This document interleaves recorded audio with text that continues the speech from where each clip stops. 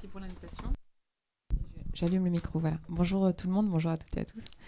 Moi, je suis ravie d'être avec vous ici dans ce très très bel endroit.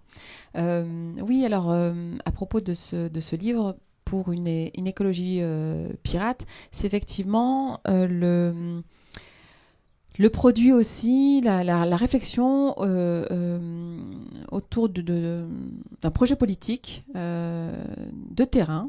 Il y a un va-et-vient vraiment entre ce qu'on fait sur le terrain en tant que militante du front de mer, notamment en Seine-Saint-Denis, mais pas que, j'en parlerai après, le front de mer n'est pas présent que en Seine-Saint-Denis. Et puis oui, cet espace de réflexion, on va dire, qu'est le livre. Alors ça commence pour une écologie pirate, pour parler vraiment du livre, par un petit préambule où je dis en fait que l'écologie dont il s'agit dans le livre, c'est pas l'écologie populaire au sens où on l'entend habituellement. C'est pas cette sorte de bravo les pauvres d'être pauvres, c'est-à-dire mais en fait dans les quartiers populaires il y a de l'écologie, il y a ces gens qui gaspillent pas beaucoup, qui sont bien voilà, qui sont sobres, il y a une sorte de sobriété, etc. Et donc c'est des écologistes qui font pas exprès de l'être, quoi. C'est pour ça le bravo les pauvres d'être pauvres. Voilà, dès le préambule je dis voilà, il s'agit pas de ça. Hors de question en fait de mobiliser ce mépris de classe finalement. Et cette écologie du pauvre, on est capable aussi, depuis les quartiers populaires, dans les quartiers populaires, de penser en fait à un projet écologiste, un projet politique pour les quartiers populaires, mais pour tout le monde. C'est depuis les quartiers populaires, mais ce n'est pas que pour les quartiers populaires. Et notamment en mettant au centre du débat, au centre du jeu, la question de la liberté, question qu'on met très rarement au centre du débat, pas uniquement quand on parle d'écologie, mais dès lors qu'il s'agit des quartiers populaires, de la classe ouvrière de manière plus générale, avec cette idée un peu que la liberté, elle n'est importante que pour les personnes, les populations qui peuvent l'apprécier. Et ces gens-là, ils peuvent pas apprécier la liberté. Je veux dire, ces gens-là, c'est le travail qui compte, c'est l'école, c'est vraiment les choses très très matérielles, c'est le quotidien. Mais la liberté, c'est tellement noble, voilà. C'est pas pour ces gens-là. Et voilà, moi, l'hypothèse du livre, en fait, que je pose, c'est de dire que si on ne survit pas au fait d'être sous contrôle permanent, on ne survit pas au fait d'être privé de liberté, d'autonomie. Et à mon sens, la question de la liberté, notamment la liberté de circuler, c'est une question qui est centrale dans les quartiers populaires, pour les personnes, pour les organisations, pour les institutions qui ont à cœur d'écouter un peu ce qui s'y passe.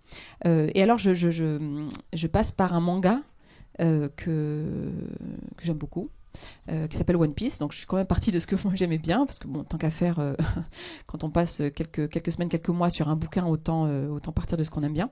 Mais manga évidemment que je sais être très très lu en France, donc c'est vraiment un phénomène de société, mais c'est un phénomène de quartier, parce que c'est particulièrement lu dans les quartiers. Alors je dis pas que c'est lu que dans les quartiers, hein.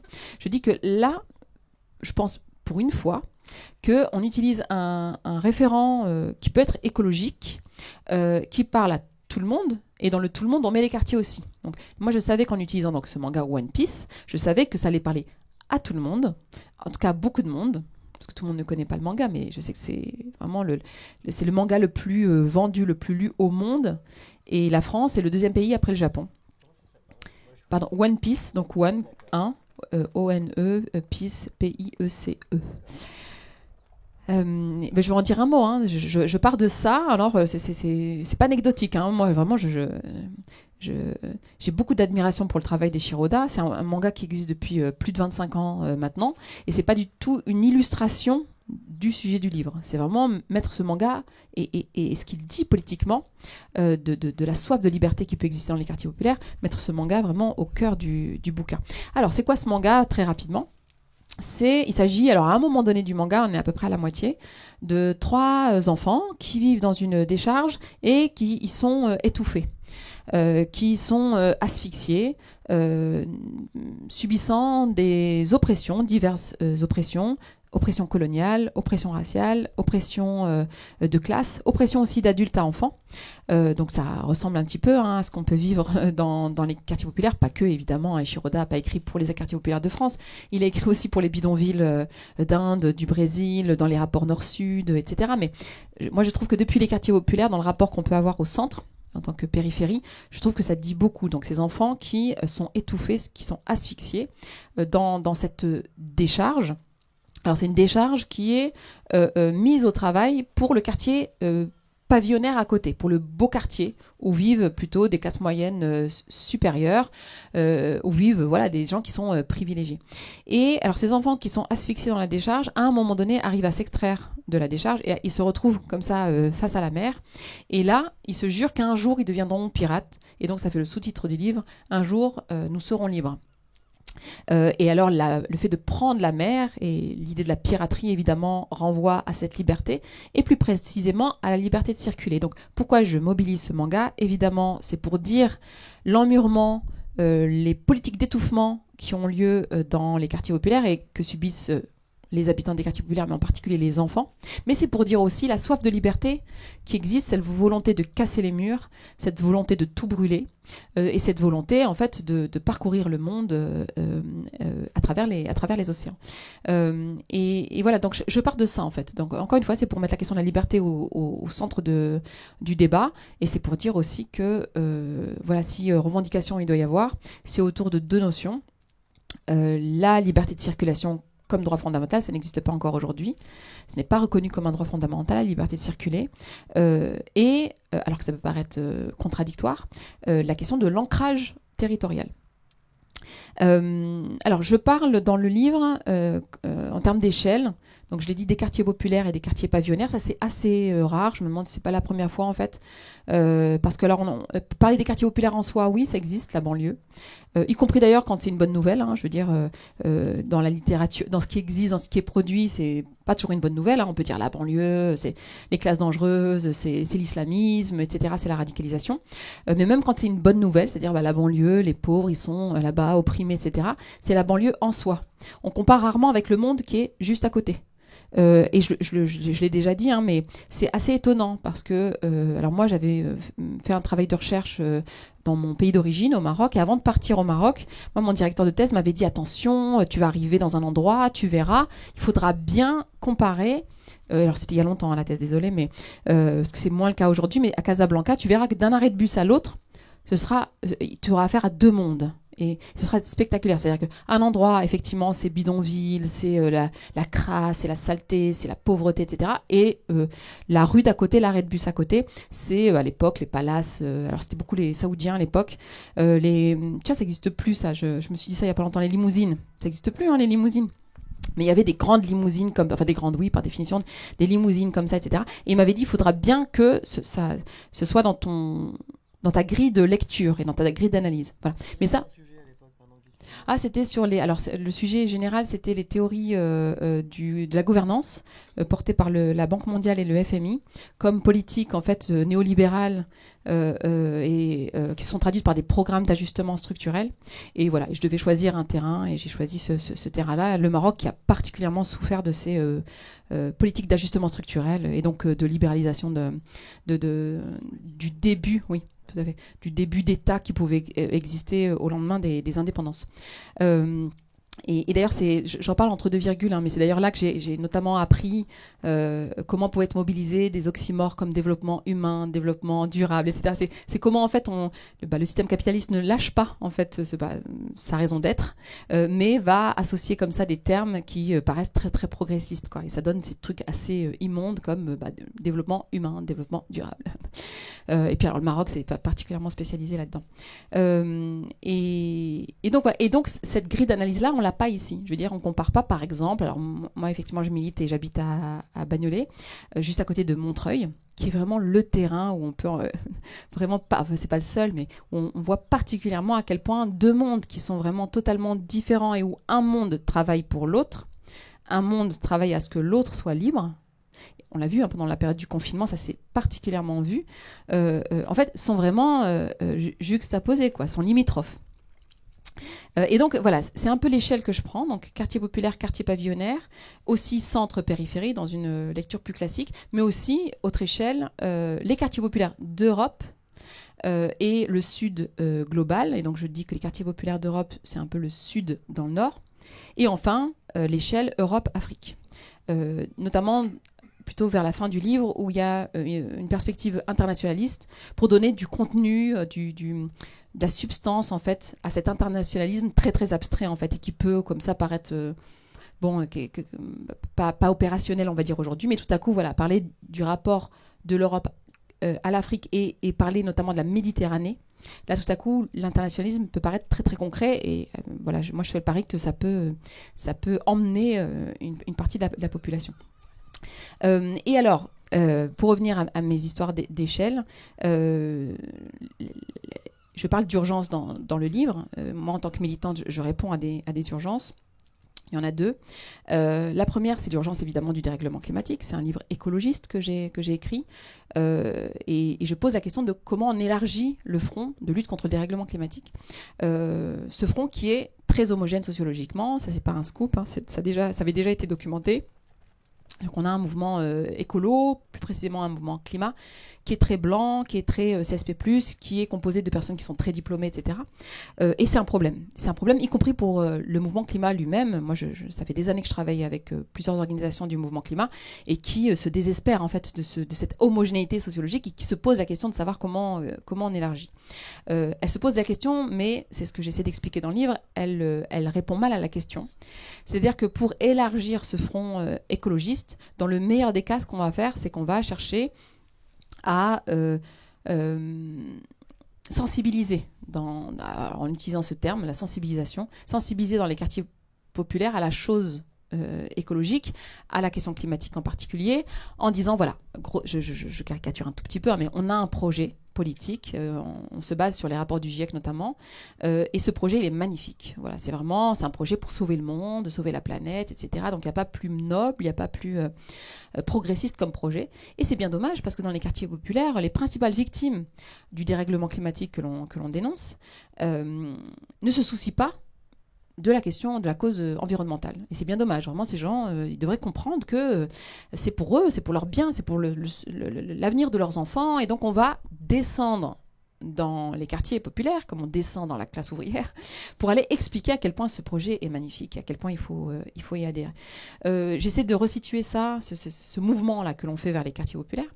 J'essaie de l'inscrire en fait dans une histoire du rapport que l'on peut avoir aux personnes non blanches, donc dans une histoire coloniale. C'est comment on a appelé ce qu'on a considéré comme des tirailleurs à venir libérer la France, libérer l'Europe à l'occasion des deux guerres mondiales 14-18 et 39-45, mais aussi comment on a appelé ces mêmes gens ensuite à reconstruire la France. Donc au lendemain de la Seconde Guerre mondiale notamment, on a été chercher dans les pays du Sud, notamment en Afrique, des personnes pour venir travailler ici, là où en fait les Français qui vivaient là n'acceptaient plus d'aller, notamment, alors je pense aux mines par exemple dans le nord de la France, où en fait on avait creusé tellement profond que même les immigrés polonais, italiens, etc., qui étaient déjà là, en fait ne voulaient plus descendre, ou alors il y a simplement une ascension sociale. Et donc on a été chercher des gens pour aller au plus profond, pour aller réparer les rails de la SNCF, ça c'est les Chibani de la SNCF en région parisienne, alors qu'il y a des températures insupportables en plein hiver, etc. Donc on va aller chercher ces gens-là et on va aller les chercher pour venir reconstruire, etc. On l'a eu pendant la période Covid aussi, où là, en fait, ces gens, on les a applaudis à 20h. Enfin, ils faisaient partie, ces gens-là, notamment les femmes, de ces gens qu'on applaudissait à 20h parce qu'il s'agissait, alors pas de sauver la France, pas de sauver l'Europe, mais de sauver Amazon, de sauver la croissance, de sauver... Enfin, parfois, d'ailleurs, il s'agissait de sauver la croissance, quoi. Il fallait que ces gens-là, bravo, mesdames, vous qui êtes caissière, vous qui êtes livreur, vous qui êtes aide-soignante, etc., bravo, sans vous, l'économie serait complètement au point mort, et donc bravo, mesdames, on les applaudit. Alors, soit dit en passant, dans le même temps, on mettait des contraventions. C'est là qu'on a mis le plus de contraventions pour leurs enfants, à qui on a reproché de trop traîner dehors. On en parlait tout à l'heure. Et nous, par exemple, ça c'est une lutte qu'on mène au front de mer. C'est pour que ces amendes, devenues 20 000 € aujourd'hui, pour des petits qui avaient 18 ans à l'époque, soient annulées. Voilà, je referme la parenthèse. Mais en tout cas, voilà, ce rapport-là où on dit, voilà, vous êtes bravo, messieurs, dames, on vous applaudit parce que vous êtes utiles. Voilà. Et là, avec le mouvement climat, c'est un peu l'analogie que je fais. En fait, c'est un peu la même chose. C'est-à-dire qu'on descend dans les quartiers populaires pour dire, mais venez rejoindre le front, soyez utiles à la cause contre le dérèglement climatique qu'on considère, en tout cas qu'on présente comme étant une cause universelle, sauver la planète, sauver la biodiversité, le monde, le vivant, etc. Alors même, et c'est aussi un autre passage du livre, que ce projet, en réalité, il n'est pas du tout universel. En réalité, il traduit des enjeux, des intérêts d'une classe moyenne supérieure blanche. Et donc, on demande à la périphérie de rejoindre le centre pour défendre les intérêts du centre, en fait. Et après, on s'étonne que ça ne marche pas, cette sensibilisation. Oui, parce que alors, cette écologie, j'en dis un mot, je la définis comme étant une écologie majoritaire, comme étant une écologie de confort. C'est-à-dire, nous nous inquiétons, nous qui sommes de classe moyenne supérieure, du fait que nos enfants ne vont pas pouvoir bénéficier du même confort que nous. Ou que nous, voilà, nous quand on était petits en fait voilà, on s'inquiète parce que voilà, nos enfants ils sont en train de grandir dans un monde où ils vont pas pouvoir faire tout ce que nous faisons, et donc voilà, comment dire, on s'inscrit dans un rapport de force politique, on impose un projet politique dans le débat public de manière à ce que voilà, un certain niveau de confort puisse être maintenu. Et j'essaie d'expliquer qu'évidemment que cette écologie de confort, elle ne peut pas fonctionner, notamment dans les quartiers populaires, auprès de la classe populaire, parce que là, il s'agit du contraire. C'est-à-dire que justement, les gens, les populations de classe populaire, c'est complètement l'inverse. On ne veut surtout pas que nos enfants aient la même vie que nous. On veut que nos enfants puissent avoir une autre vie que nous. Donc, on veut que nos enfants puissent se libérer, s'extraire de la classe ouvrière. Et donc, voilà, j'essaie d'expliquer que l'écologie de confort, l'écologie majoritaire, elle ne peut pas fonctionner pour des gens qui ont besoin que tout change réellement, qu'il y ait une vraie transformation sociale, voire même un changement révolutionnaire. Donc voilà, pour moi, le mouvement climat et le champ écologique ne répond pas bien à la question de savoir comment on élargit de manière légitime. Hein. Moi, je travaille aussi à l'élargissement, je reviendrai tout à l'heure avec Verdragon, à l'élargissement du front de lutte contre le dérèglement climatique. Alors moi, je propose quelque chose du coup. Je ne m'arrête pas uniquement aux critiques. Je ne dis pas simplement, voilà, ça ne va pas du tout cette histoire de sensibilisation, ça ne va pas du tout ce projet écologique tel qu'on le présente au quartier populaire, ça ne peut pas fonctionner. Parce que je suis effectivement militante, donc je ne suis pas simplement dans l'analyse de ce qui ne va pas. Moi, je veux aussi qu'on puisse avancer. Je fais œuvre de proposition dans le livre, donc il y a tout un chapitre sur qu'est-ce qu'on peut envisager. Alors, je vais prendre ces deux notions dont je parlais tout à l'heure pour terminer. Ancrage et liberté. Alors, ce sont des notions qui existent, qui sont très liées dans les pensées décoloniales. On a commencé un tout petit peu à en parler tout à l'heure en Amérique du Sud. C'est quelque chose qui existe peu en France. Alors, l'analyse que j'en fais, de pourquoi ces deux notions, ancrage et liberté, qui peuvent vraiment faire levier politique et stratégique, ne fonctionnent pas encore en France, c'est parce que ça paraît contradictoire. L'ancrage, c'est plutôt l'ancrage territorial. C'est plutôt quelque chose qui va être défendu par la droite et l'extrême droite, la question de la terre, du terroir, etc. Traditionnellement en France, c'est plutôt l'extrême droite qui en parle très bien de la terre et du fait d'être... Elle en parle très très bien. Mais elle en parle beaucoup. Non, et très bien, si, parce que alors moi j'ai découvert ça à l'occasion d'un séminaire, d'ailleurs c'est ce qui a fait que j'ai autant travaillé sur la question de la Terre, d'un séminaire organisé à l'université de Lund avec Andreas Malm, avec d'autres, en 2017 ou 2018, avant que d'ailleurs en Suède l'extrême droite prenne le pouvoir. C'est vraiment intéressant cette histoire de comment ça se passe l'écologie là-bas en Suède. Et justement c'était, alors le séminaire c'était sur plusieurs jours et c'était écologie extrême droite. Et c'est là que j'ai vu à quel point on ne pouvait pas se permettre simplement de renvoyer comme ça d'un revers de main ce que l'extrême droite a à dire de l'écologie, à quel point c'était nul, elle n'avait rien compris et que c'est de l'instrumentalisation. Ce n'est pas de l'instrumentalisation. Il y a une vraie tradition, il y a une vraie pensée politique de la part de l'extrême droite pour la cause environnementale. Alors après, on peut considérer à gauche, dans le camp progressiste, que ce n'est pas de la vraie écologie. Mais en réalité, l'écologie, ce n'est pas forcément, fondamentalement, progressiste, féministe, antiraciste. J'essaie rapidement d'expliquer dans le livre à quel point l'écologie, elle peut être raciste, antisémite, misogyne, etc., etc. Je renvoie, parce que c'est court dans le livre, mais je renvoie aux travaux de Malcolm Ferdinand, une écologie décoloniale, où il montre bien, en fait, à quel point, en fait, l'écologie a pu être coloniale, accompagner l'entreprise coloniale.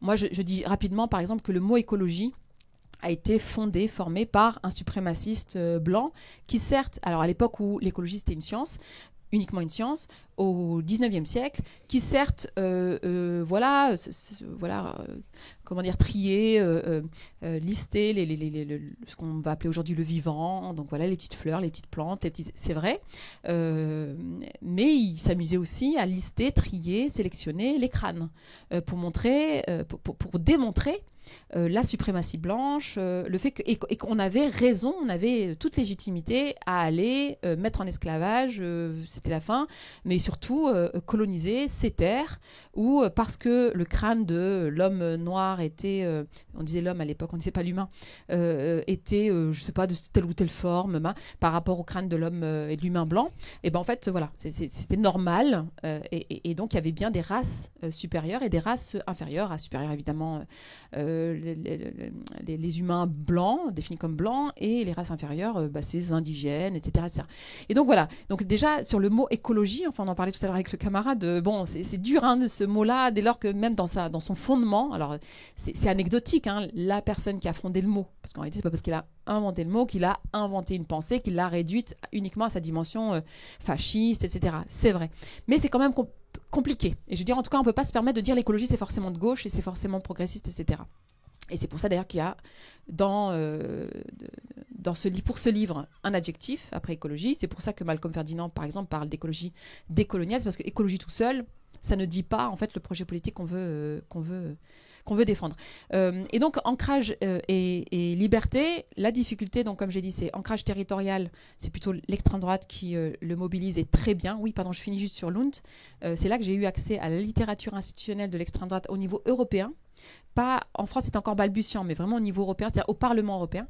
Et là, si, je veux dire, c'était une très bonne analyse du sentiment de dépossession que les Français, les Autrichiens, parce que les Verts là-bas, ce sont des fascistes en fait, sentiment de dépossession dès lors par rapport à la terre qu'on habite, que les enfants habitent, et la nécessité de reprendre la terre. Voilà. Et ça peut faire penser au grand emplacement. Ça peut facilement en fait migrer, sans jeu de mots, vers cette idée de grand emplacement et de nécessaire remigration pour pouvoir se reprendre la terre, etc. Enfin, je veux dire, si, il y a un vrai propos et il date pas d'hier, il date pas d'aujourd'hui en tout cas. Et donc, ça s'inscrit bien dans une tradition de la pensée d'extrême droite, voilà, parce qu'il se trouve que si, c'est des gens qui pensent aussi, bon, voilà.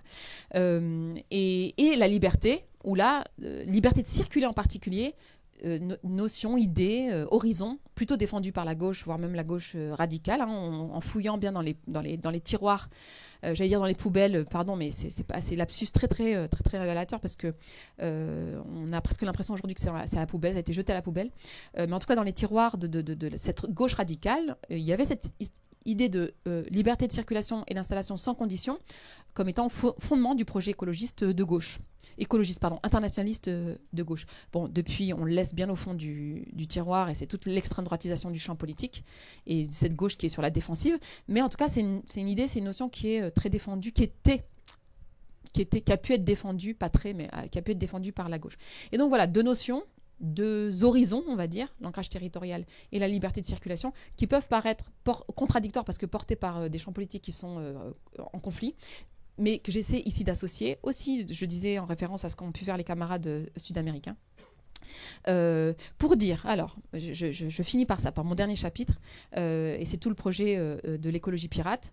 Déjà pour dire que on doit aujourd'hui proposer quelque chose de positif, d'emmenant, de culturel, d'artistique, comme peut l'être, d'utopique, comme peuvent le faire justement les mouvements, les partis d'extrême droite, qui proposent aujourd'hui des horizons positifs de leur point de vue, enfin j'anticipe sur de leur point de vue positif, utopiques de leur point de vue, enfin je veux dire ils sont capables, ces gens-là, de proposer des choses radicales et très belles de leur point de vue.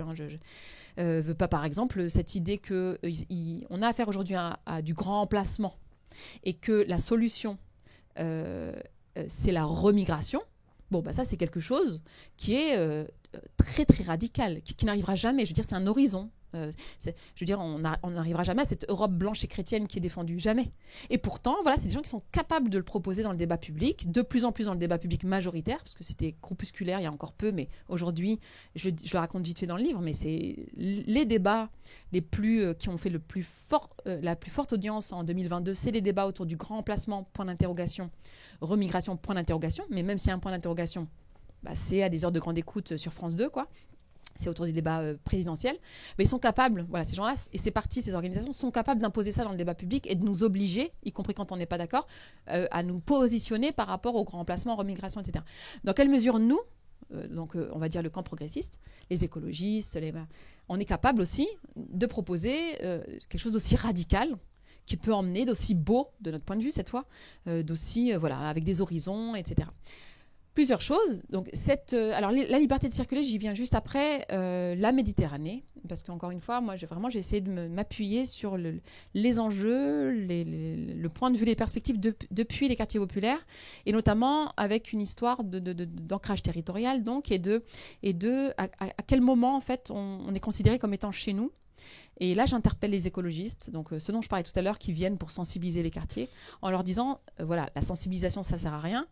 Des populations à qui on répète qu'elles ne sont pas ici chez elles ne peuvent pas protéger la terre. Ce n'est pas possible. Réfléchissez 2 minutes, en fait. Voilà. Des gens à qui on dit grand emplacement, remigration, des gens qu'on contrôle. Là, c'est l'actualité malheureusement, mais les contrôles policiers dans les quartiers populaires, le fait de dire aux jeunes depuis qu'ils sont petits, depuis qu'ils sont adolescents, vous n'êtes pas ici chez vous, la preuve, c'est qu'on vous demande de me présenter vos papiers, vos passeports, comme si vous étiez à un checkpoint ou à une douane. Voilà. Ces gens-là, ne vous étonnez pas si ils n'adhèrent pas à la défense de la Terre, à la défense de la planète, puisque la Terre, elle se voit même pas. La Terre, je veux dire, là, ça me change de Bagnolet. Bagnolet, c'est un échangeur autoroutier, c'est du béton, et quand il y a un petit peu de nature, entre guillemets, je veux dire, il y a des panneaux partout pour dire que c'est la nature. Hein. C'est des espaces verts. Donc, c'est vraiment des rectangles, comme ça, bien dessinés, bien définis. Et donc, même là, on ne parle pas de terre. Même là, c'est un espace vert. Je dis aussi rapidement que vraiment demander à des populations qui vivent sur des terres qu'on qualifie jamais comme terre. Même moi, j'ai eu du mal à dire terre pour parler des quartiers populaires. C'est vraiment là, avant-hier, que j'ai commencé à parler de terre. Parce qu'on ne parle pas de terre, on parle de zone. On parle de ZEP, de ZEP+, de ZUS, de quartiers de reconquête républicaine, on parle de territoire dans le meilleur des cas, de territoire. Mais on ne dit pas le tout, on dit la partie, le territoire. Et donc voilà, donc on ne peut pas demander à ces gens-là de défendre une terre, de protéger une terre, alors que ils sont désancrés, mis en errance et qu'ils errent en fait en quelque sorte. Donc la question que je pose, c'est comment on peut s'ancrer ? Et comment on considère qu'on est ici chez nous. Et comment on dit à nos enfants, nous sommes ici chez nous. Et donc, il faut que vous défendiez la terre parce que votre sort est lié à la terre que vous habitez. Et c'est par exemple avec un droit d'accueillir sans condition. On est chez soi que dès lors qu'on peut accueillir qui on veut sans condition. Voilà, et si on ne peut pas accueillir qui on veut sans condition, on n'est pas chez soi. C'est-à-dire que si pour accueillir de manière très concrète, très, très quotidienne dans les quartiers populaires, si on ne peut pas accueillir sa grand-mère, sa sœur, son frère du Maroc, du Mali, du Sénégal, du Vietnam, etc., sans justifier de la taille de l'appartement, sans justifier de revenus, c'est 3 fois le SMIC, etc., sans devoir montrer des photos, parce que c'est ça, la réalité, ce sont des femmes notamment, ça c'est des cas qu'on a au front de mer, qui sont mariées avec avec un homme, je prends un cas là, du Maroc, et alors avant, pour lutter contre les mariage blanc, on devait montrer des photos du mariage. Et aujourd'hui, il faut montrer des photos, je vous assure, quand j'en parle, là, les gens sont un peu choqués parce qu'on ne connaît pas la réalité, malheureusement. En fait, il faut montrer des photos de la nuit, d'une nuit passée. Il faut prouver des relations sexuelles. Et donc, c'est des photos en nuisette. En fait, que cette dame, on lui a demandé des photos en nuisette avec son mari nu à côté, quoi. Et pour dire jusqu'où va la condition. Tu n'es tellement pas chez toi qu'en fait, il faut que tu prouves vraiment, mais vraiment, jusqu'à violer ton intimité, en fait. C'est vraiment... Bon, voilà un beau droit, je trouve, à défendre, notamment pour les populations qui vivent dans les quartiers populaires. Alors, ça peut faire peur à d'autres personnes, je sais, ce droit d'accueillir sans condition, mais en tout cas, je pense que un projet écologiste, internationaliste, proposé en ces termes, le droit d'accueillir sans condition, y compris ses proches, en disant, mais c'est une forme de réparation, déjà, puisque nous avons été traumatisés par les frontières entre l'Europe et l'Afrique, Ça, je pourrais y revenir si ça vous intéresse. Mais en tout cas, ça peut être considéré comme une réparation, mais surtout, ça peut être considéré comme de la force qu'on reprend. C'est-à-dire que la grand-mère qui va venir, enfin, c'est pas pour réduire à l'utilité de la grand-mère, hein, je ne veux pas retomber dans les travers que je dénonce, mais pour dire à quel point ça répare. C'est que la famille, la communauté, le village, les artistes du pays d'origine, etc., peuvent aussi faire grandir les enfants, leur transmettre des choses, de la culture, de la force politique, etc., etc. Et donc, dit comme ça, dans les quartiers populaires, ça a quand même beaucoup plus de chances de faire adhésion que le projet internationaliste, on va dire, tel qu'il existe de manière plus classique. Voilà un droit d'accueillir, voilà une perspective positive que je considère moi comme étant écologiste. La liberté de circulation et d'installation, évidemment, c'est ce que dit le droit d'accueillir sans condition en réalité, hein, comme droit fondamental, inaliénable. Donc là, il y a tout un travail juridique, à mon sens, qu'il faut faire, un travail auprès de nos organisations, nos ONG, au sein du Parlement. On en parlait tout à l'heure, peut-être porté par la gauche. Moi, j'aimerais bien que ce soit porté par la gauche, ça. Plutôt que simplement se contenter de régularisation des sans-papiers, c'est-à-dire de réduire ces humains-là à leur stricte utilité. Comme j'ai dit tout à l'heure, c'est on va te régulariser parce que tu es utile dans tel ou tel secteur du bâtiment, de la restauration, etc. Ça, c'est ce que dit Gérald Darmanin. Je veux dire, il n'y a pas de différence fondamentale entre le projet de loi immigration de Gérald Darmanin, entre l'immigration choisie de Sarkozy et de ce que peut proposer aujourd'hui la gauche.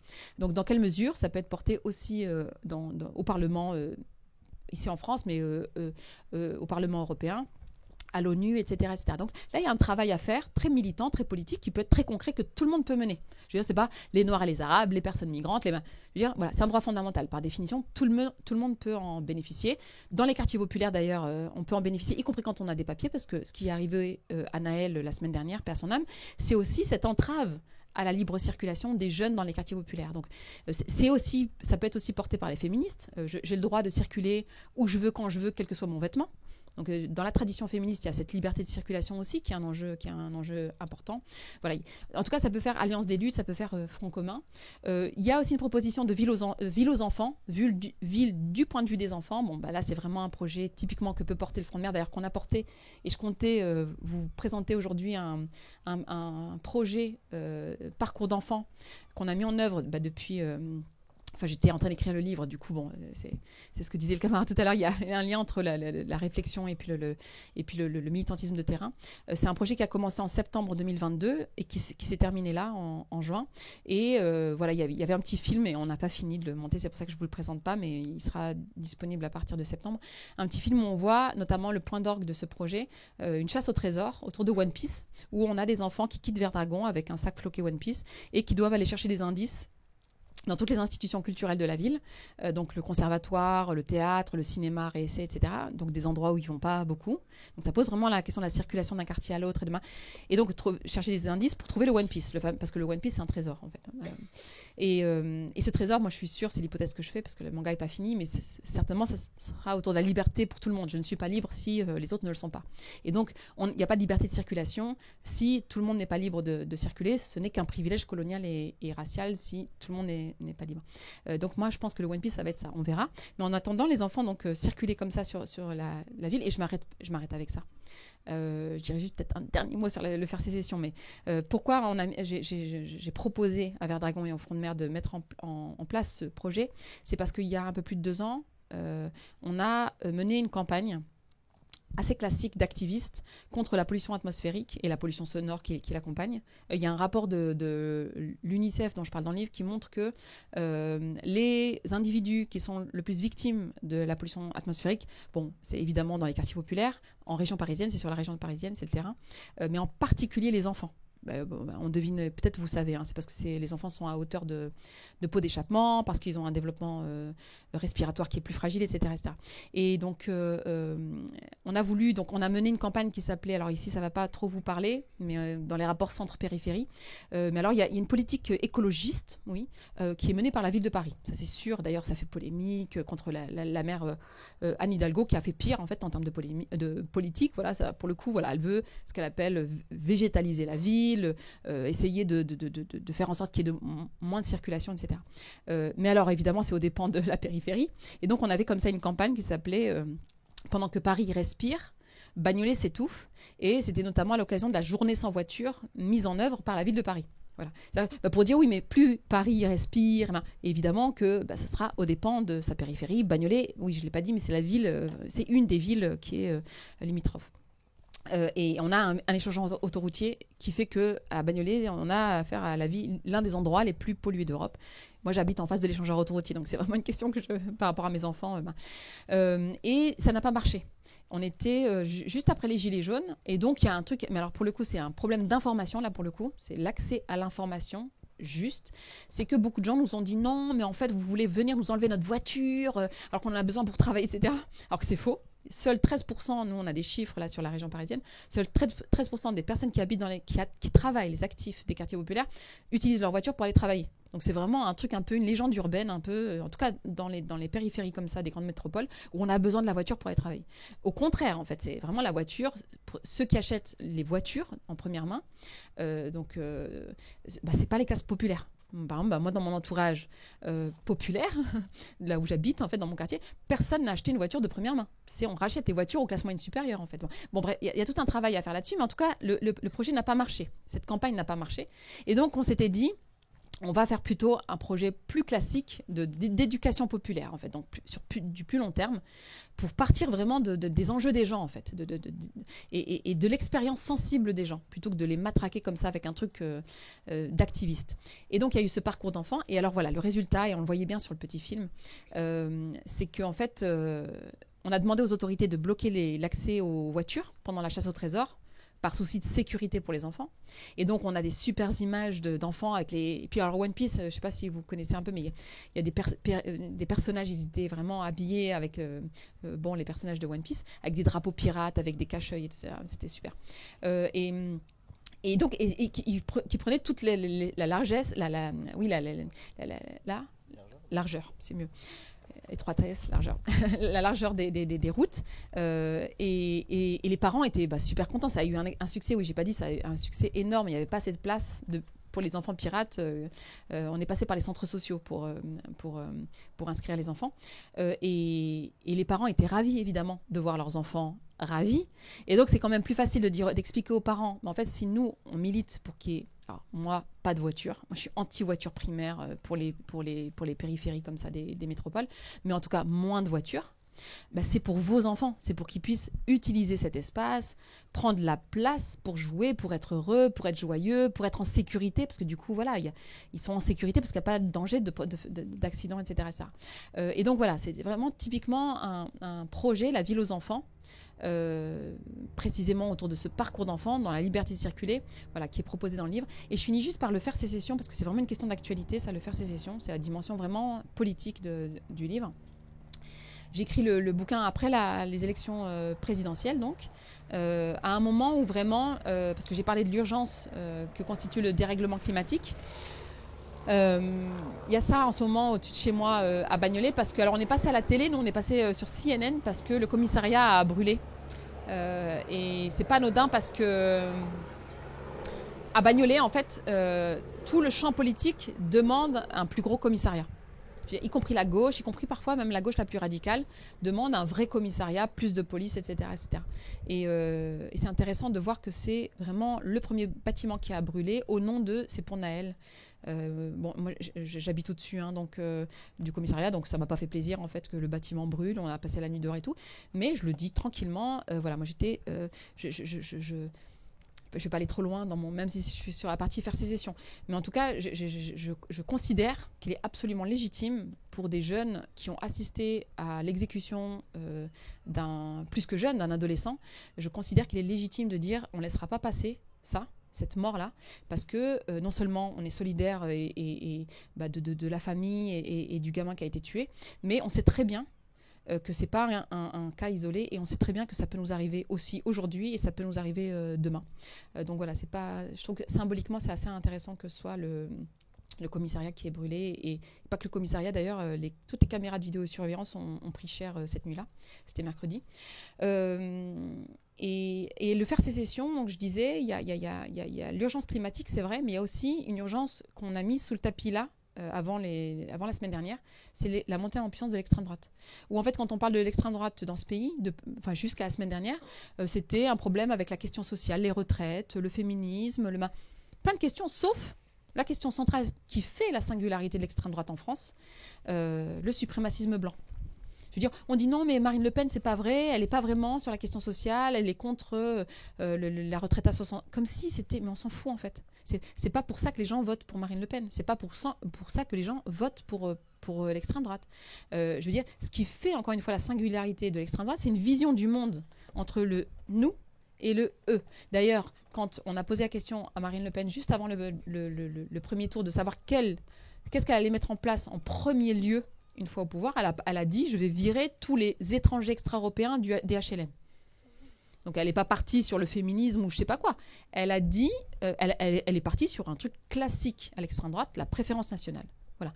Donc c'est vrai que ça, on met ça sous le tapis. En plus, on dit extrême droite, on dit rarement racisme, on dit rarement suprémacisme blanc, alors que de dire nous voulons que l'Europe reste blanche et chrétienne, c'est du suprémacisme blanc. Voilà, c'est l'extrême droite comme ça de manière générale, avec plein de questions qu'on voit comme ça.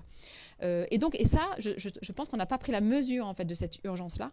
Et donc le premier faire sécession, c'est ça, c'est de dire qu'une personne comme moi, parce que Alain Badiou a déjà dit faire sécession, Frédéric Lordon l'a déjà dit récemment, etc. Eux, ce sont des hommes blancs. Bon, je veux dire qu'ils le disent, on considère même que c'est romantique, il y a un petit côté comme ça exotique.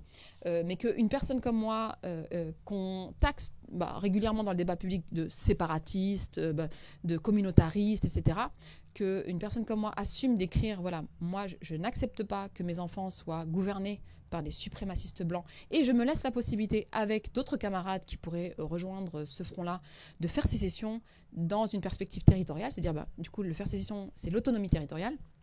C'était important pour dire voilà, que ce n'est pas une question illégitime. Que, étant donné l'urgence, en fait, oui, il faut passer la deuxième, en fait, et pas attendre de se faire manger, parce qu'on nous dit, oui, mais alors là, c'est très probable que Marine Le Pen prenne le pouvoir en 2027, etc. Mais on fait quoi d'ici là? En fait, est-ce qu'on attend comme ça, avec un truc qui existe je ne sais pas si vous écoutez ça en ce moment, enfin depuis quelques années d'ailleurs. Mais oui, non, mais tant mieux que Marine Le Pen prenne le pouvoir. De toute façon, Macron, c'est pire que Le Pen, avec un truc complètement délirant de normalisation de l'extrême droite, justement.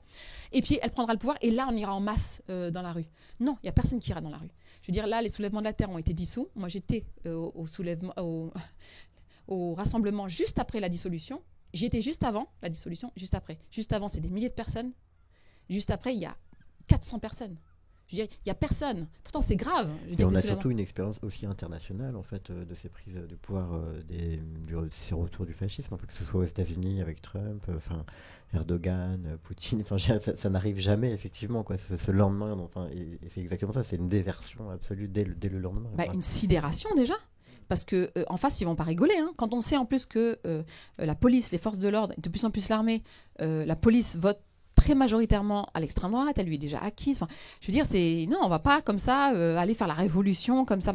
Bref. Donc il y a ce truc un peu où en fait on nous empêche de débattre et surtout on nous empêche de réfléchir à comment on s'organise pour reprendre la main et comment on s'organise surtout pour protéger nos enfants et ces enfants-là en particulier de l'extrême droite au pouvoir, qui va même pas rigoler. Et alors, voilà, pour finir, là où j'associe les deux, et puis peut-être après on parlera de la gauche et du macronisme, mais pour finir, en fait, là où c'est intéressant, et c'est, je pense aussi l'intérêt du livre, en fait, la proposition du livre, c'est d'associer les deux. C'est-à-dire qu'on pense urgence climatique d'un côté, on pense urgence que constitue la montée de l'extrême droite, mais on pense rarement, mais alors si l'extrême droite arrive au pouvoir, elle aura à gérer la crise climatique. C'est pas mon expression crise climatique, mais c'est comme ça qu'on l'appelle.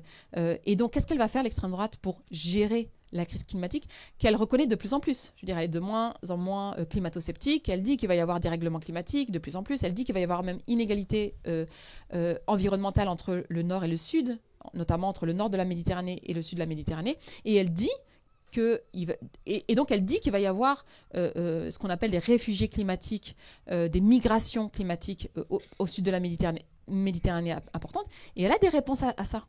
Je veux dire, elle a des réponses sur la surpopulation, enfin sur les questions démographiques, pardon. Elle a des réponses sur le grand emplacement. Elle a des réponses sur les frontières et la nécessité de durcir les frontières. Voilà, donc en fait, en réalité, les deux questions sont complètement liées, ne serait-ce que pour ça. Il y a d'autres raisons, mais climat, extrême droite, c'est complètement lié. Et donc, dans quelle mesure on se prépare à ça, en fait. Voilà, et je finis par ça. Enfin, je finis, on en discute, j'espère. je peux commencer tout de suite par être simplement porte-parole. Hein. Hier, on avait Mohamed Amer Méziane, en fait, qui intervenait. Mais alors, j'ai fait une chose que je fais jamais, du coup, j'ai copié une amie qui fait ça parfois, souvent, qui me dit qu'elle va inviter un tel. Elle me dit oui, est-ce que tu aurais des questions à lui poser? Donc, du coup, je fais ça. Du coup, j'ai demandé à Mohamed s'il avait des questions à te poser. Il me les envoyait par SMS. Il y en a plusieurs. Et c'est des questions qui sont assez simplement formulées, mais il a une idée derrière la tête, je pense. La première, c'est comment et pourquoi s'est-elle Alors, pardon, je vais transformer les phrases. Pourquoi et comment t'es-tu intéressé à l'écologie? Ça, c'est la première question. Qu'est-ce qui t'a poussé vers cette réflexion dans ton propre parcours militant? Ça, c'est la seconde question. Quel est ton rapport aux recherches théoriques sur la question spécifique des rapports entre islamophobie et crise climatique? Ça, c'est la quatrième question, qui est plus compliquée, enfin, me semble-t-il.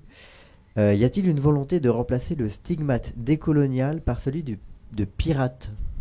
Ça, c'est la dernière question. Bon. Mais je pense qu'il a... Bon, quand on le connaît un peu, je pense qu'on peut comprendre pourquoi il pose ces questions et qu'est-ce qu'il a un peu derrière la tête comme... Mais voilà, elles sont posées comme ça. Et... Oui, si tu veux bien. Oui, alors j'ai pas une très très bonne mémoire, je suis un peu fatiguée en plus. Mais... Alors je recommence, oui. Ouais. Pour la première question, c'est comment et pourquoi c'était intéressant?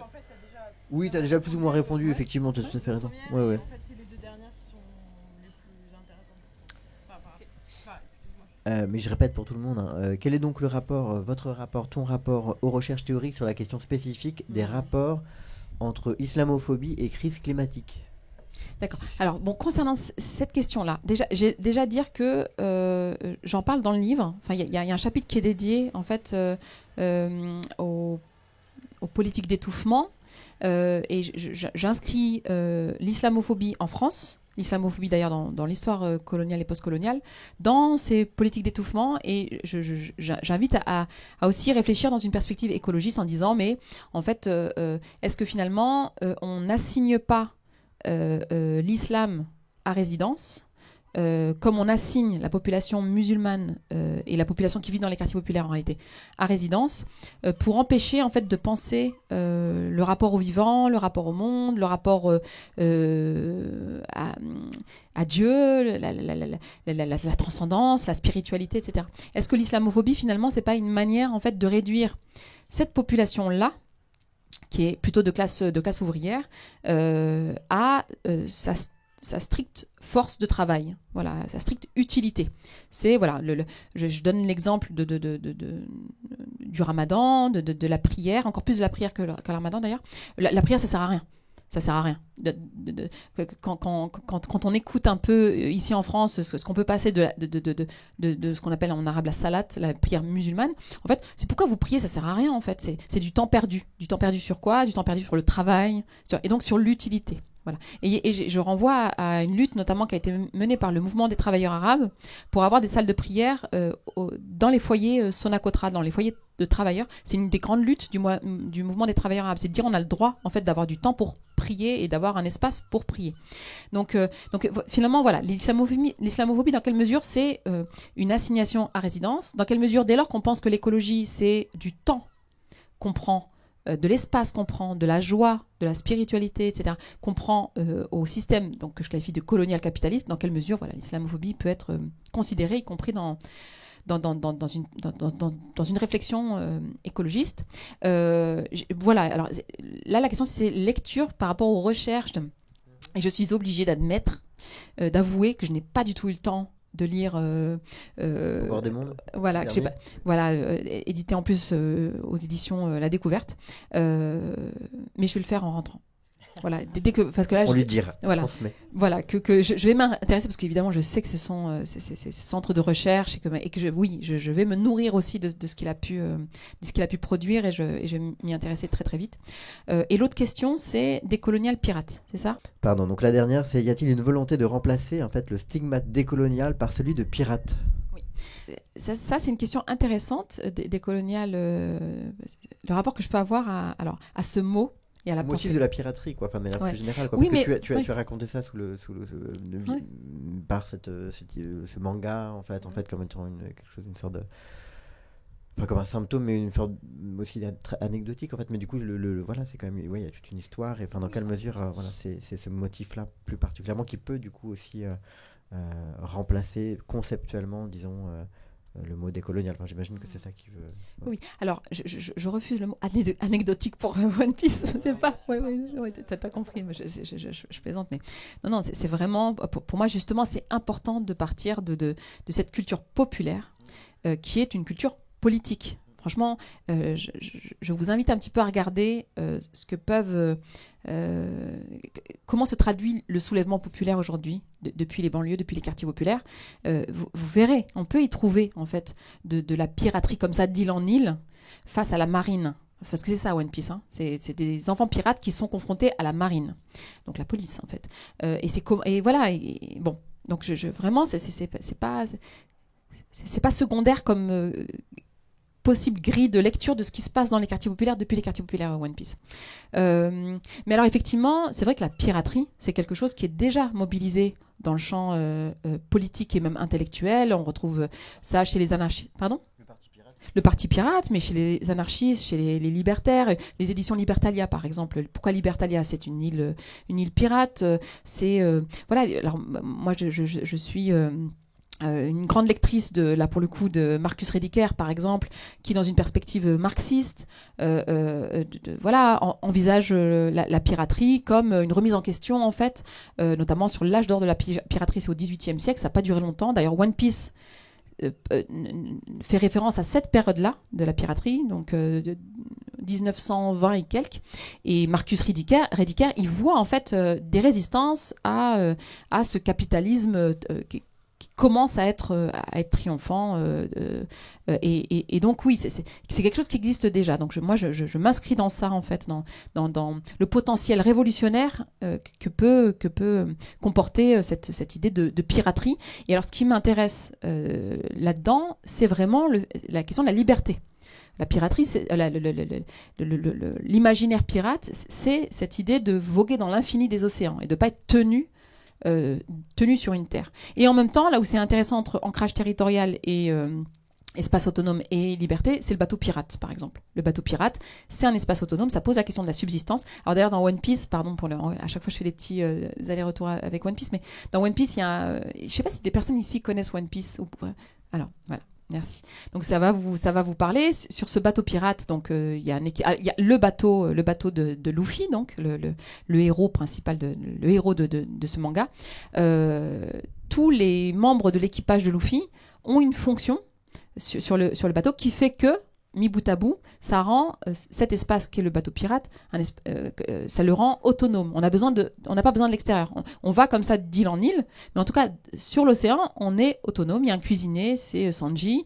Il y a une navigatrice, Nami. Il y a un médecin, Chopper, etc. Donc, il y a tout ce qu'il faut sur le bateau. Et vraiment, même y compris dans la proposition qu'est l'écologie pirate, dans le projet politique, cette idée d'espace autonome, avec le bateau pirate, ça renvoie à l'idée d'autonomie territoriale. C'est-à-dire que pour moi, l'autonomie politique, elle passe par le territoire.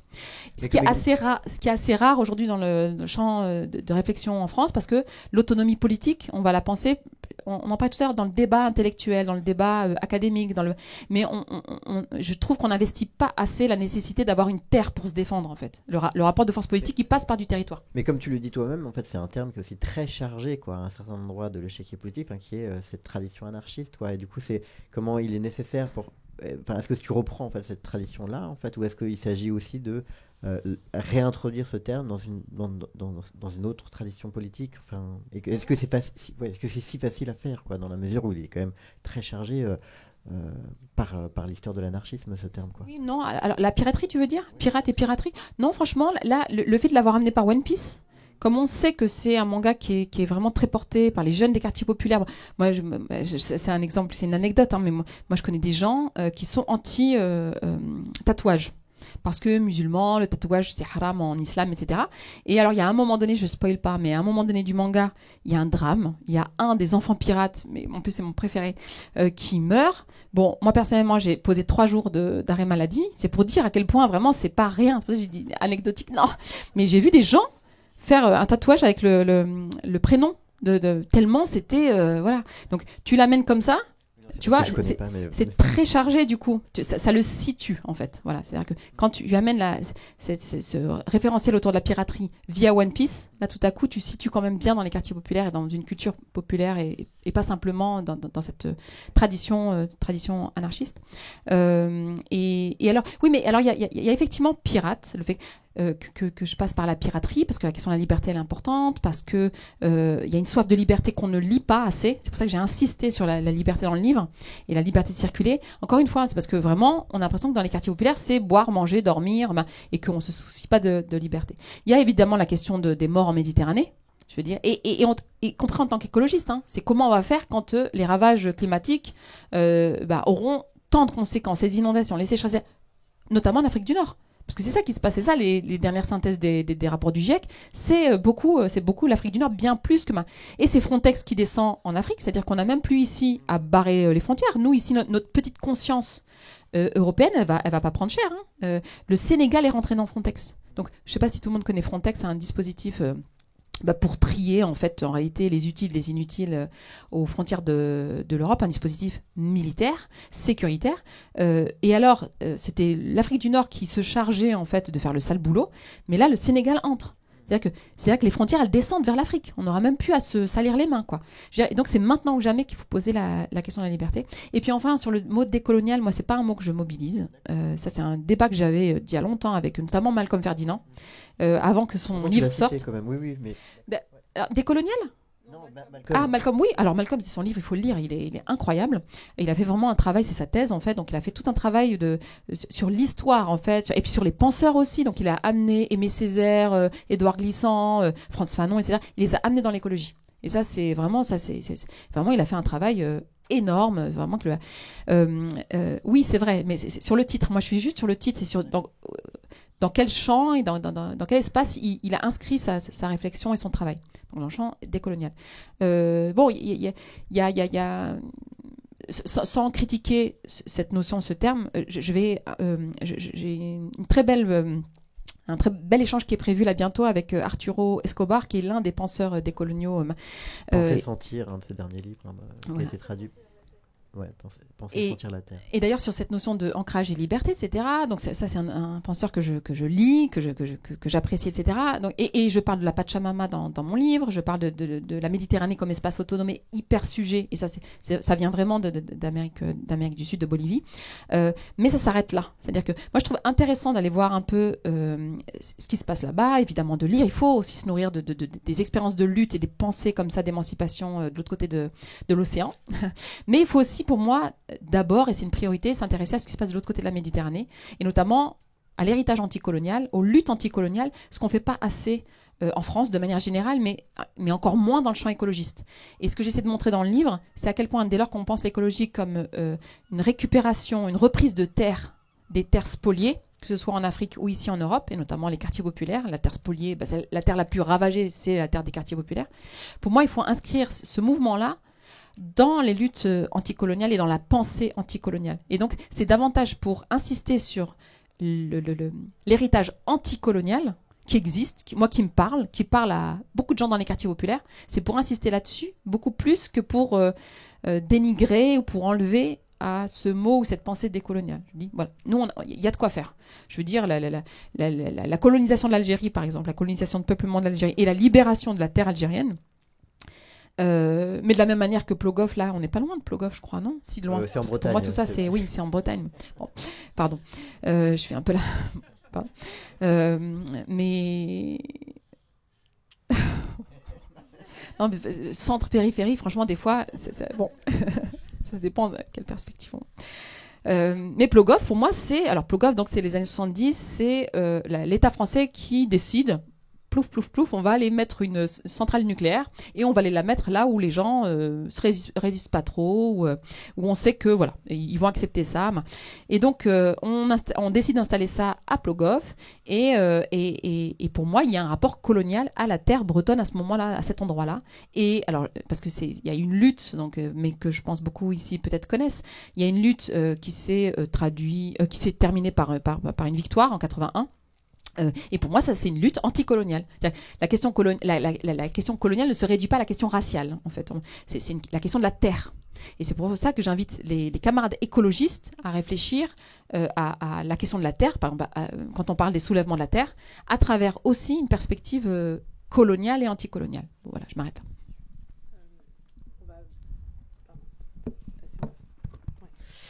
On va bientôt faire circuler le micro parce que je suis sûre que vous avez plein de questions. Alors, moi, j'avais envie de rebondir. Merci pour cette magnifique déploiement de ton livre. À cette question de la sécession, puisqu'il y a une histoire quand même importante de la sécession, disons, je pense évidemment aux Black Panthers comme un mouvement absolument déterminant, mais on pourrait penser aux zapatistes. Tu nous as aussi parlé de ce modèle de piratesque qui est beaucoup plus maillé, enfin c'est pas du tout le même imaginaire géographique. On est dans quelque chose de plus disséminé. Et puis je pensais à l'expérience diasporique, qui est une perception de la géographie qui est lié aussi à l'imaginaire des lieux qu'on a traversés, des lieux dont on est parti. Et je me demandais dans quelle mesure, pour toi, cette vision de la piraterie que tu défends, et qui est une sorte de contre-fiction aux fictions d'extrême droite dont tu nous as parlé aussi, dans quelle mesure ce modèle disséminé, il est aussi informé par l'expérience de la diaspora. Comment tu le vois par rapport à une conception sécessionniste qui serait celle des Black Panthers, par exemple? J'ai l'impression que ce que tu nous dis là, il y a une grande puissance symbolique de la dissémination. Et j'avais envie de t'entendre là-dessus. C'est une question un peu, je sais pas, un peu de côté. Ouais, mais où il y a plein de réponses en fait dans ma tête. Du coup, je vais essayer de prendre des petits bouts. Alors déjà, après coup, donc une fois que le livre est sorti, a été publié, je me suis rendu compte que j'aimais beaucoup ma conclusion. je l'ai relue en fait, j'étais amenée à la relire. Et franchement, je me suis dit, mais elle a un côté pirate la conclusion. Tu vois, elle a un côté, elle peut se lire. Il y a quand même beaucoup de choses entre les lignes. Il y a des choses comme ça qui sont laissées. On verra ce qu'on en fera. Il y a des choses qu'on va laisser de côté. Tu vois, et vraiment, je l'ai vraiment écrite comme ça. J'en ai parlé tout à l'heure, juste avant qu'on commence. En fait, c'est sur ce pirater quoi en fait, mais on pirate quoi finalement, et ça dépendait des jours. Voilà, c'est ce que je disais tout à l'heure en montant. Parfois c'était on va pirater la gauche parce que la gauche ça va pas du tout, elle est lamentable, elle a empêché l'organisation politique des quartiers populaires, c'est quelque chose qui est documenté aujourd'hui, etc. Et donc du coup c'est ça qu'on va aller pirater. Parfois oui, tu l'as dit, c'est le rapport évidemment à l'extrême droite, parfois c'est le champ politique de manière générale, parfois c'est et donc le faire sécession, en fait, c'est sécession avec quoi? Avec qui? Tu vois? Et en fait, voilà, dans la conclusion, il y a un truc comme ça très flottant, en fait. Ça dépend des jours. Parfois, c'est juste, oui, effectivement, c'est la sécession avec la possibilité d'un État fasciste. Voilà. Où là, c'est, voilà, nous, ça sera sans nous. Donc, si vous voulez des rapports de domination, d'oppression, faites-moi entre vous, quoi. Mais nous, sur nos terres, nous, on veut s'organiser différemment. Nous, c'est la solidarité. Nous, c'est autre chose. En fait, c'est une autre manière de voir les relations humaines et les relations, le rapport au monde. Mais parfois, c'est pas uniquement si l'extrême droite prend le pouvoir. Il y a parfois. Je veux dire, c'est dans la même conclusion, mais ça traduit ce flottement en fait. Ça dépend des jours. Il y a des jours où on se dit non, mais que l'extrême droite prenne le pouvoir ou pas. Il y a un moment donné, il faut vraiment faire rupture avec ce système qui n'a pas attendu l'extrême droite en fait. Ce système n'a pas attendu l'extrême droite pour fonctionner à travers uniquement des dominations et des oppressions. Et donc peut-être que c'est finalement plus radical que simplement dire sécession avec l'extrême droite. Tu vois, donc il y a un truc déjà flottant qui est dans le faire sécession en conclusion, donc la manière dont il se donne à voir. Et vraiment, ça traduit vraiment cette écriture où des fois c'est l'extrême droite et des fois c'est non mais en fait il faut tout arrêter, en fait il faut vraiment s'organiser. Déjà il y a ça. Alors Pierre, toi tu parles de comme ça de choses disséminées, c'est le verbe que tu as utilisé. Alors c'est marrant parce que alors moi c'est pas le mot que j'utilisais quand je pensais à la piraterie et aux pirates incarnés. Moi le mot que j'utilisais c'est universel. Tu vois, donc c'est une totalité en fait. C'est les pirates comme les dragons, parce que le bouquin d'avant, il y avait une autre figure en fait, c'était la figure de la puissance. Dans le deuxième, c'est la liberté. C'est les dragons. Et pourquoi les dragons? Parce que, enfin, c'est l'une des raisons. Parce que comme les pirates, le dragon, c'est une figure universelle. Tu en trouves en Afrique des dragons, tu en trouves évidemment en Asie, tu en trouves en Amérique du Sud, tu en trouves évidemment ici en Europe. Donc, et les pirates, c'est ça. Les pirates, tu en trouves partout. Tu vois, il y a Barberousse, il y a ce que décrit Marcus Rediker, les pirates européens. Il y a des pirates là, il y a avant-hier en Somalie, etc. Donc, il y a vraiment quelque chose comme ça qui est universel. Donc, tu vois, qui est beaucoup plus... il y a quelque chose comme ça de définitif et de global, en fait. Dans moi, la manière dont je voyais pirates, ça va parler à tout le monde. Tu vois, alors que toi, tu dis c'est des petites touches. Tu dis c'est des petites choses. Oui. Mais je comprends, mais je l'avais pas perçu comme... Moi, c'est pas comme ça que je le voyais. Tu vois, donc c'est marrant que tu parles... Parce que du coup, je comprends que tu parles de diaspora. Alors que justement, dans le livre, moi, il y a aussi... quand tu parles de diaspora, c'est peut-être pas définitif, parce que le mot diaspora, quand j'utilise, c'est plutôt positif. Mais, tu vois, il y a aussi cette réflexion d'une génération, je pense, à laquelle j'appartiens, qui consiste à dire à ses enfants, à nos enfants, on a assez erré, on a assez vagabondé comme ça d'une terre à l'autre. Donc pour l'essentiel, pour les populations qui vivent dans les quartiers populaires, de la terre africaine ou de la terre asiatique à la terre européenne, on s'est fait avoir, alors, parce que on l'a pas cherché forcément, même si voilà, on y a contribué, mais on s'est fait avoir. Donc il y a vraiment cette idée de dire, bon, on va faire un petit bilan de cette errance, de cette mise en errance, et vraiment être ni d'ici ni de là-bas. Vraiment, on se fait avoir parce que c'est ce qui participe au fait qu'on n'ait pas de pouvoir politique. Parce qu'on n'a pas de pouvoir politique quand on n'est pas ancré quelque part, ancré dans une terre. Le pouvoir politique est associé à, c'est l'hypothèse que je fais, à la terre qu'on habite. Et donc on s'est bien fait avoir, et alors je parle notamment dans le livre de l'enterrement par exemple, et du casse-tête en 2020 pour enterrer nos morts, où tout à coup les pays d'origine avaient fermé les frontières pendant 9 mois, 8 mois, 9 mois. Je ne sais pas si vous êtes au courant, mais à Rungis, des familles envoyaient des corps pour les maintenir au froid, parce qu'en fait ce qui était prévu c'est de les renvoyer au pays, et en fait tout à coup les frontières fermées, en fait on ne savait pas quoi faire de nos morts en fait, parce qu'on ne s'était pas organisé de manière à les enterrer ici. Parce que cette terre, déjà qu'on n'y est pas considéré comme étant chez nous vivant, on ne voit pas trop comment on va y reposer en paix. Une fois mort, quoi, sous terre. Donc, il y a vraiment cette...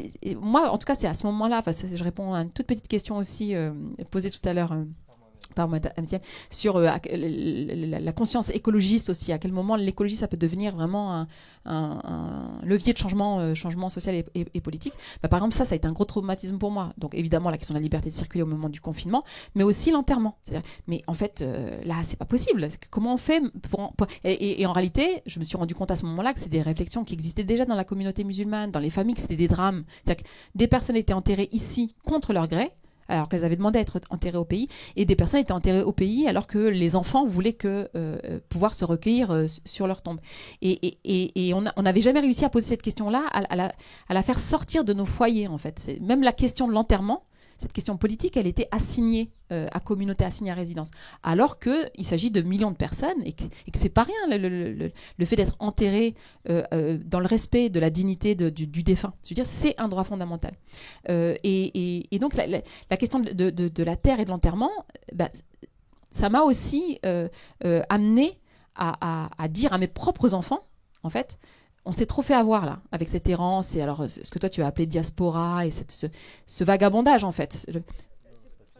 C'est pas complètement ça, je comprends. Mais il n'y a pas de romantisme de la diaspora dans ma question, en fait, c'est vraiment juste une expérience d'un imaginaire aussi qui traverse en fait toutes les personnes qui ont en tout cas vécu cette...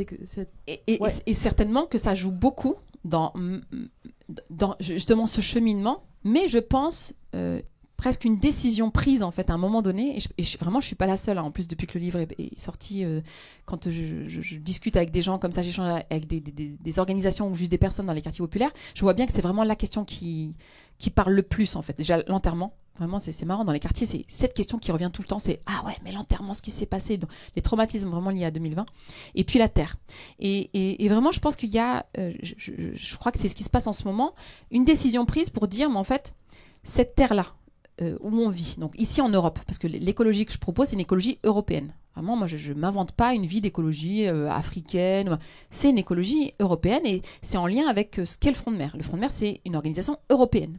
C'est le Sud dans le Nord, en fait. Voilà. Donc c'est plutôt la partie Sud, la partie postcoloniale, raciste, etc. de l'Europe, mais c'est bien en Europe. Et c'est vraiment de dire, cette terre, qui est la plus ravagée, la plus dévastée, a besoin que nos enfants s'y ancrent, au-delà simplement d'y habiter. Voilà. Cette terre, elle a besoin pour être protégée de personnes qui s'y sentent légitimes, en fait, et de personnes qui ont du pouvoir politique, qui ont le pouvoir de changer la donne, de faire en sorte de dire, vous voulez installer ici un data center, une déchetterie, une usine polluante, etc. C'est non, et on a le pouvoir de vous dire non. Cette terre est la nôtre. Donc la terre a besoin de nos enfants, conscientisés dans une perspective écologiste. Mais nos enfants ont besoin de la terre aussi. C'est-à-dire que nos enfants, pour pouvoir avoir cette conscience politique, ce pouvoir politique, ils ont besoin de la terre aussi. Donc c'est comment en fait on... Et donc je pense qu'il y a une prise de conscience aujourd'hui à laquelle je participe, mais où comment dire, dans une population à laquelle dont je fais partie, une prise de conscience de dire mais voilà, on pose nos valises en fait. Vraiment, on pose nos valises. Alors ce qui peut paraître un petit peu contradictoire, c'est à quel point je défends, moi, la liberté de circulation sans condition. Donc, mais ça, c'est quelque chose que je prolonge dans le 3e livre, en fait. C'est comment on sort de cette contradiction entre ancrage territorial et liberté de circuler. Finalement, je retombe un petit peu sur mes pieds dans la piraterie avec le fait pour les pirates de voguer dans l'infini des océans et de ne jamais poser la valise, et en même temps d'être ancrés dans leur bateau. C'est leur bateau. Et il y a un attachement, par exemple, je reviens à One Piece, mais il y a un attachement au bateau qui est... le bateau a une âme dans le manga. C'est vraiment, il existe, quoi. Et pour moi, c'est ça l'ancrage territorial. C'est la terre dans l'océan, c'est la terre que constitue le bateau pirate. Bon, je ne sais pas si j'ai complètement répondu, mais... Quand tu parles de piraterie et d'autonomie des quartiers populaires, comme d'une prospective que je trouve assez intéressante, et je suis architecte de formation, et la semaine dernière, je pense que je t'ai entendu parler du phénomène de résidentialisation des cités et de... la construction de clôtures qui empêche toujours plus de circuler dans ces zones-là, avec laquelle je suis fort d'accord. Et donc, d'imaginer un ensemble, un réseau de vaisseaux, un archipel de pirates au travers des banlieues, je trouve ça assez intéressant, notamment que dans l'imaginaire commun, on a souvent associé les bars des grands ensembles à des vaisseaux ou des paquebots. Et du coup, j'étais un peu curieux de savoir si tu avais une image à décrire, moi qui passe plutôt par le dessin et la projection, de savoir ce que tu avais en tête, s'il y avait une image que tu dessinais qui... Voilà. Alors déjà, j'avais pas l'image du paquebot des grands ensembles, mais c'est vrai, mais je l'ai pas mobilisé. Donc déjà, merci, parce que alors du coup, entre la diaspora, je pensais à Gagarine qui est sorti au cinéma et qui fait référence au vaisseau beaucoup. Oui, c'est vrai. En tout cas, c'est pas ça que j'avais en tête. Non, moi vraiment, c'est quelque chose d'assez violent que j'ai en tête en fait. C'est vraiment la violence, mais que je pense nécessaire et qui va être de plus en plus nécessaire en réalité pour s'en sortir un petit peu et que nos enfants vraiment ne crèvent pas étouffés dans les quartiers, quoi. C'est plutôt une image fanonienne en fait du mur qu'on casse et de la ville qui brûle. C'est-à-dire, et franchement c'est certainement quelque chose qui est empreint de la culture populaire dans les quartiers populaires à travers les émeutes en fait qui existent très régulièrement, enfin qui ont à chaque fois, souvent c'est après un crime policier, hein, mais oui, c'est le fait de casser, de détruire, parce que alors rapidement sur les projets de résidentialisation, parce que il faut le savoir, hein, y compris des collectivités territoriales qui se réclament de la lutte contre le dérèglement climatique dans des villes populaires, qui s'en réclament comme ça quand elles sont hors sol, dans un débat comme ça, national. Les mêmes pouvoirs publics, notamment, je vous dis, au niveau local, les collectivités locales, en fait, n'ont jamais autant résidentialisé, bétonné, emmuré, en fait. Notamment en Seine-Saint-Denis. Je veux dire, là, il y a tout un... Alors, pour plein de raisons. Moi, je soupçonne, en fait, que ça va vous paraître très niveau zéro de la politique et très politicien, etc., mais il faut le prendre en considération. Moi, je soupçonne que c'est aussi une manière de surfacturer, de faire travailler en fait des industries, des industriels, voilà, de faire tourner cette sorte de planche à billets. Et c'est pas rien ça, dans la gestion des villes populaires en fait, malheureusement, en région parisienne et peut-être ailleurs. Mais c'est surtout qu'il y a une idéologie sécuritaire en fait qui fait que une population qu'on va considérer comme dangereuse, on va avoir tendance à isoler en fait les individus les uns des autres, à assigner à résidence et à couper les espaces les uns des autres, à parcelliser, et mettre des grillages, etc. Alors, il se trouve que quand vous me dites mais qu'est-ce que j'ai en tête, qu'est-ce que j'avais en tête, en fait, au moment, très, très concrètement, en fait, j'ai écrit le bouquin l'été 2022. Et parce que bon, c'est aussi une question de conditions matérielles d'existence des personnes qui écrivent en fait. Bon, alors moi je peux pas écrire tout le temps, mais l'été souvent je suis tranquille et donc y compris dans une sorte de parenthèse militante. Bon là ça va pas être le cas malheureusement, mais l'année dernière c'était le cas. Et donc au moment où j'écris, donc il faut imaginer, moi j'habite dans un HLM, je vous ai dit en face de l'échangeur autoroutier, donc déjà j'ai l'échangeur autoroutier, donc vraiment toute la place de la pollution, de l'étouffement, etc. C'est aussi parce que je suis là. Bon, et il fait chaud. Voilà, c'était vraiment sur un moment où il faisait très très chaud. Et à l'heure où on se dit, c'est même pas on se dit, moi je milite au niveau local et je demande avec d'autres camarades à ce qu'il y ait des brumisateurs dans les quartiers parce que c'est pas le cas. Alors qu'on sait que en Seine-Saint-Denis, c'est là où les canicules font le plus de morts, c'est là où en 2003 il y a eu le plus de morts, etc. Il y a une surmortalité canicule, on va dire. Et donc, il faut que nos enfants puissent mieux respirer. C'est aussi les endroits où les sols sont les plus artificialisés. Donc, il faut aussi déminéraliser. Moi, mon immeuble, en fait, est face à un ancien parking. Et donc, voilà, on se mobilise pour déminéraliser. Et j'aime pas le mot, mais végétaliser. Vous voyez ce que je veux dire et donc, nos revendications sont celles-là. Il y a tout un discours national pour dire lutte contre le dérèglement climatique, ouvrir les horizons, aérer, etc.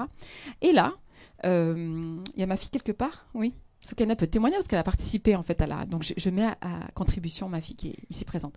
Là on voit une première ligne de parpaing. Donc je vous dis il y a le parking. Ah oui pardon, ce que j'ai oublié de dire, mais j'en parle dans le livre. C'est juste que je dis pas que c'est en face de chez moi quoi.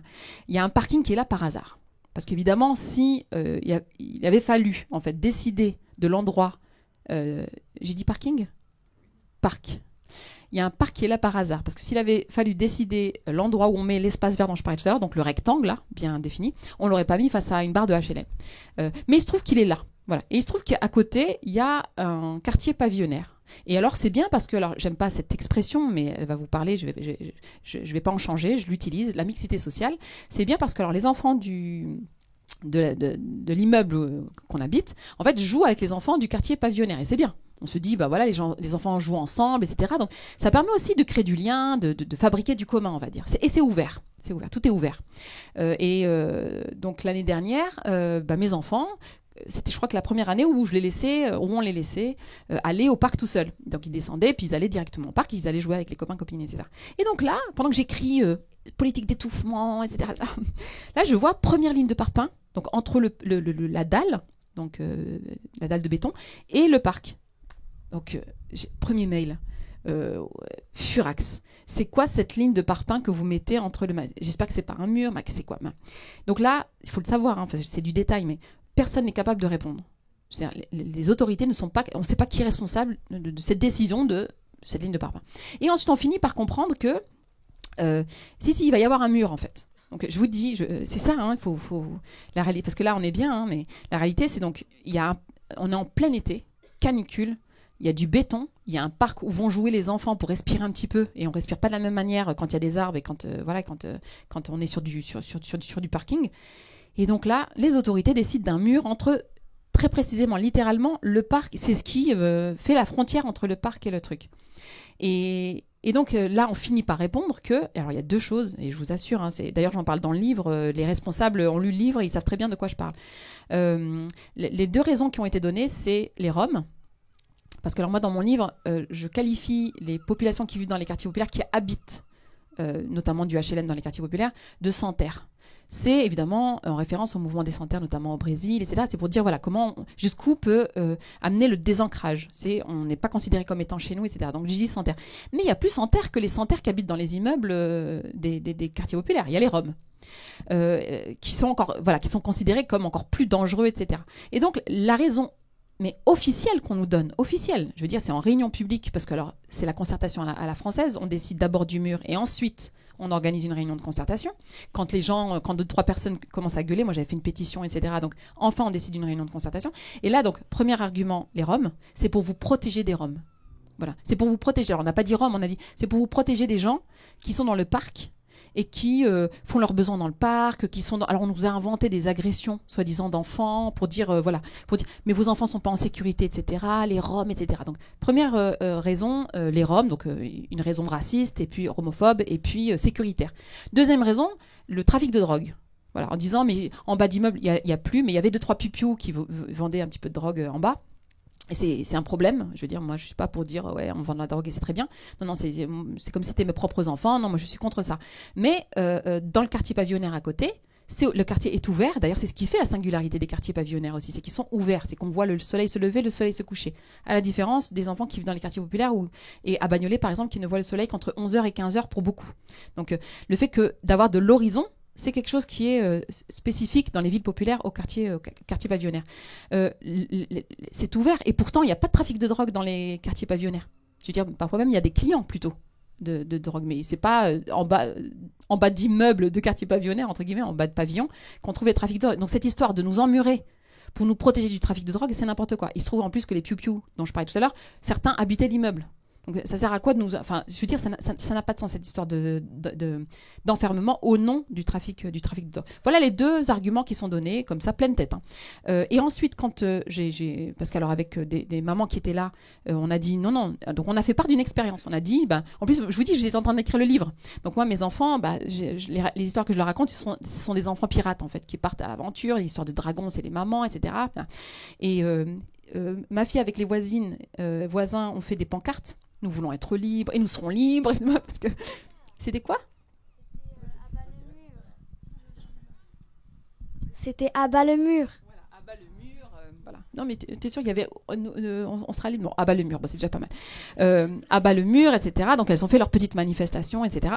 Et alors, donc en réunion, je fais part d'arguments qui étaient déjà tout prêts, quoi. Je veux dire, même lui était étonné parce que j'étais en train d'écrire le truc. Donc je dis, voilà, liberté de circulation, le rapport de l'UNICEF qui montre que ce sont les enfants des quartiers populaires qui respirent le plus mal, etc. Menace d'attaquer dans les tribunaux internationaux, etc. Et alors c'est intéressant parce que m'ont répondu. Qu'est-ce qu'elles ont répondu, les autorités, directeur du HLM local, c'est quel âge ont vos enfants ? Et ça, c'est pour faire le lien avec le bouquin précédent. Et franchement, j'étais un peu éberluée. Enfin, je m'attendais pas à la question, en fait. Donc, vous savez, quand on vous pose une question, vous êtes un peu éberlué, vous répondez, en fait. Parce que sinon, j'aurais pas répondu. Il me dit quel âge ? Et donc, je donne l'âge, je dis 7 ans et 9 ans. L'année dernière, 9 ans. 7 ans et 9 ans. Et là, la personne prend son doigt comme ça et me regarde et me dit mais madame, mais c'est irresponsable de laisser traîner vos enfants dehors à cet âge-là. Vous êtes donc une mauvaise mère. Voilà. Et c'est là, c'est pour ça que j'ai rigolé. Enfin, j'ai réagi quand même, mais parce que je me suis dit mais alors, s'il y a bien une personne en France à qui il faut pas dire mauvaise mère et tu n'as pas à laisser traîner tes enfants dehors. Je me suis dit mais alors comme par hasard il est tombé sur la personne, quoi. Donc il a passé un mauvais quart d'heure, mais ça n'a pas empêché le mur d'être construit. Alors pourquoi ? Parce que alors, au départ on avait fait une pétition sur tout l'immeuble et quasi 100% des gens étaient contre le mur, mais comme ils sont repassés derrière avec l'idéologie sécuritaire en faisant comme il n'y a pas d'alternative, il y a mais si regardez les Roms, etc. Et puis en fait et d'ailleurs parce qu'ils avaient fait un petit flyer et puis ils avaient montré c'était du bambou.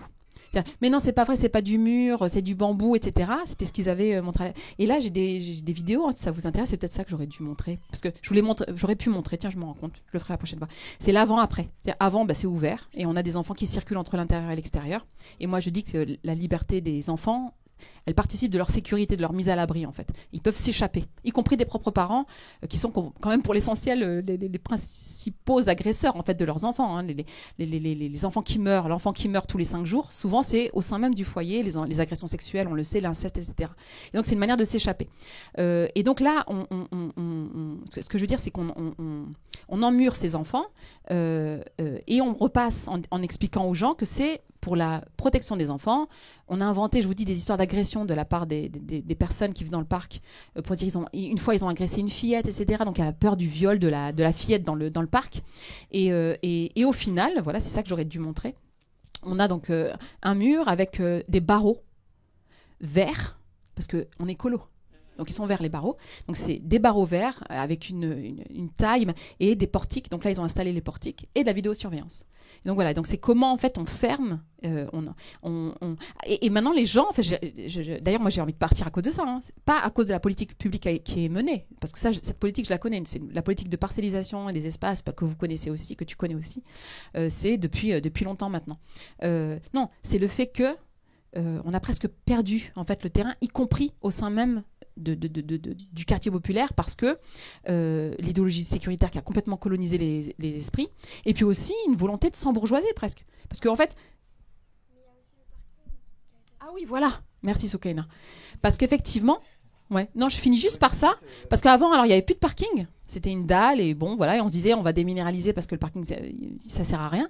Et en fait, effectivement, depuis qu'on a été emmuré, donc, et ben en fait, du coup, maintenant, les voitures sont revenues. Non seulement on a un mur, mais en plus on a les voitures. J'ai pas répondu vraiment à la question, mais par exemple moi si tu me demandais mais comment on fait pour libérer et la piraterie, etc. Et ben c'est ce qui s'est passé d'ailleurs à Bagnolet, c'est ce que j'ai dit pour commencer, c'est qu'en fait même si on est filmé c'est pas grave, les enfants pirates ce qu'ils ont cassé à Bagnolet, bon ils ont brûlé le commissariat. Bon, on en pense qu'on veut, voilà. Parce que alors moi dans le livre je dis pas de voiture, pas de police, pas de mur. Bon, pour la police voilà ça a été réglé. Oui, les badges pour les portiques, etc. C'est la totale. Et non, juste je finis sur ça en fait pour dire, parce que sinon je réponds pas à la question. La deuxième chose qui a été cassée à Bagnolet, au-delà du commissariat, c'est les caméras de vidéosurveillance.